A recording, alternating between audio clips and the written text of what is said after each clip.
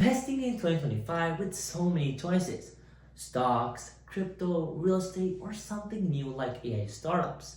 Where do you put your money? It can feel overwhelming, right? But don't worry, today I'm going to break down it all for you step by step. Whether you're a beginner or just need a refresher, I've got you covered. So, by the end of the video, I'll even switch to an overhead shot where I'll literally write out investing blueprints you can follow. So, stick around. Before we talk where to invest, let's start with the number one rule of investing, something that separates the successful investors from those who fail. Rule number one, start early and stay consistent. One of the biggest mistakes people make is waiting too long to start investing.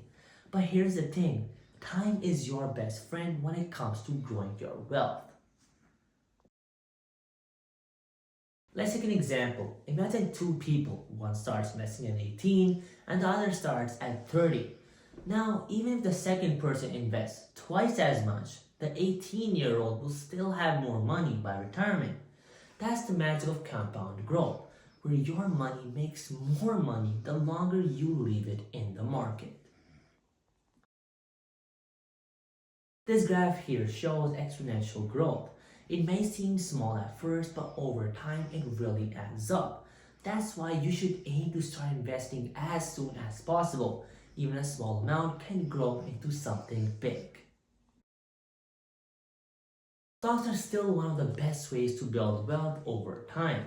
But instead of gambling on individual stocks, a smart investor focuses on EFTs, exchange traded funds, are a great option because they spread your risk by investing in multiple companies at once. For example, if you invest in an S&P 500 EFT, you're investing in the top 500 companies in the US. Now, Bitcoin and Ethereum are still strong players, but the market is violent. My advice, only invest what you can afford to lose. So if you're new to crypto, start small and remember, you're playing the long game.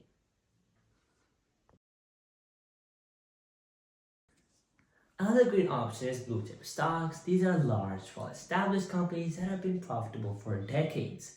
Think Apple, Microsoft, or Google.